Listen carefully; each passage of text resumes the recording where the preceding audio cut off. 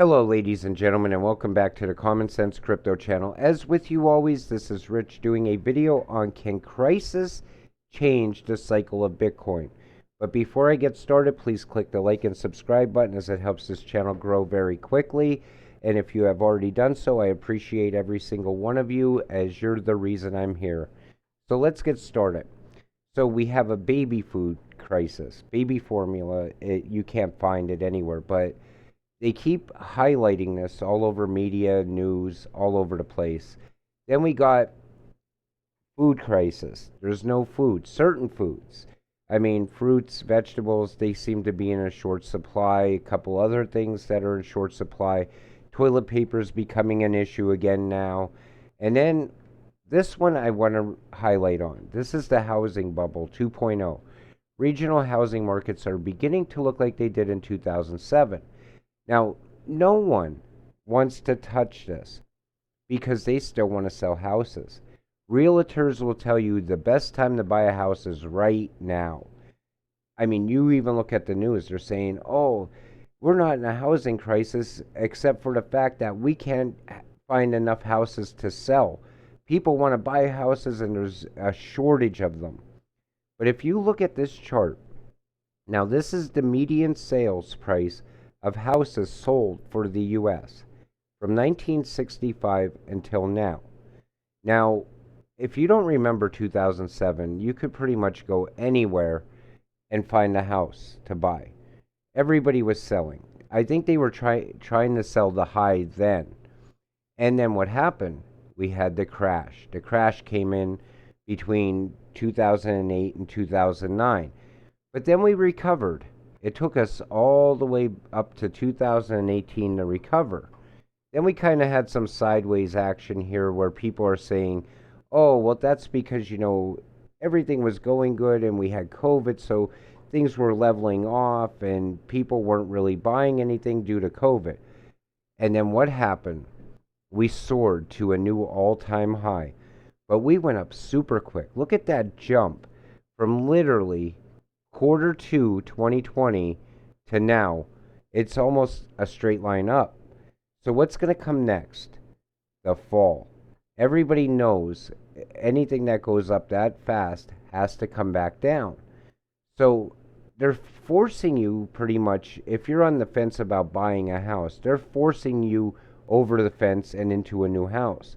And you're going to pay the highest price that has ever been paid for the house you're about to buy.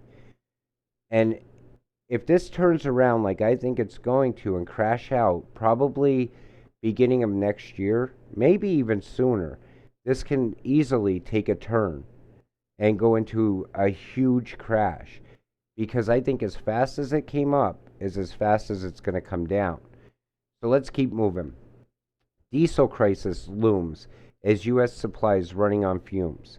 So now you already have the supply chain crisis, which is going to be impacted by the diesel crisis, because how are they going to move things from point A to point B with no diesel? And then we got this. God willing, Biden calls gas price crisis moment of incredible transition away from oil and gas. It's like he just swept it under the rug with those words. But let's face it.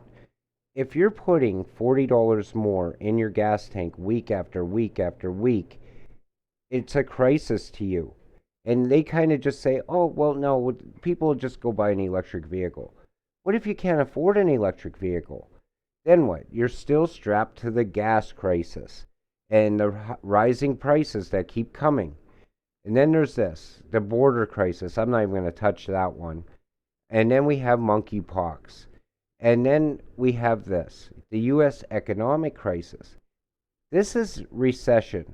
So all those other crises can be what's bringing the recession. And I believe we're already in it. And the reason I believe we're in it is because recession brings inflation. And we see here that U.S. inflation soars in April to a 13-year high. Okay?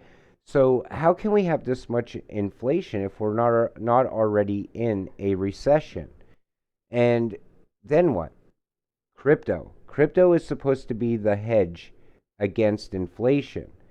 But what I'm looking at here is this. Okay, so if inflation is flying, it's higher every time we turn around. It just keeps soaring more and more. Then why isn't crypto going off? Why are we not seeing all-time highs in crypto? Well, I think there's a few reasons for that. And then we see this. Bitcoin is seen as the inflation hedge for newcomers outside the US. So now they're starting to bring out the positive news about crypto. Bitcoin, buy Bitcoin now to hedge against inflation. Outsiders are eyeing Bitcoin. Soon you're going to see this everywhere. I mean, even on Twitter, we see because of the economic crisis, crypto is down. But if we're in an economic crisis, meaning recession, inflation, then why isn't crypto soaring? Well, it's because Bitcoin might be breaking the cycle in 2022. Not because we have the recession and inflation and everything lining up perfectly for it, but because there's so many crises driving down other markets. Like Bitcoin is connected to the rest of the financial market. We all know this. It's directly correlated almost to the Dow Jones.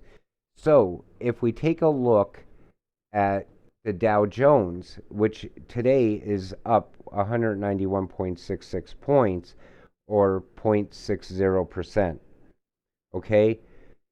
Then how come Bitcoin isn't going with it? Well, if we go back to the chart on Bitcoin, we actually did earlier today.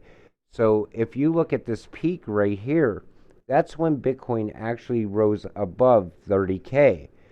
So until the Dow Jones makes its final move up, which I think is going to be a new all-time high for the Dow Jones, it'll bring a new all-time high for Bitcoin, which will pull up the altcoins with it. Then what happens? The Dow will start dropping, Bitcoin will start dropping, and all the money will start pouring into the altcoin market, which will bring our bull run.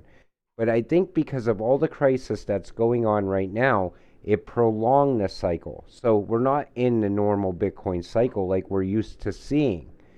And with that said, that's what I think is going on. So I think the crisis is pushing the Bitcoin cycle a lot slower than it should be moving. It's kind of like held back. Like every time you see a new crisis, you could bet that the cryptocurrency market is going to be affected by it somehow, some way, because the Dow and every other stock, the entire stock market is being drugged down by all the gloom and doom out there.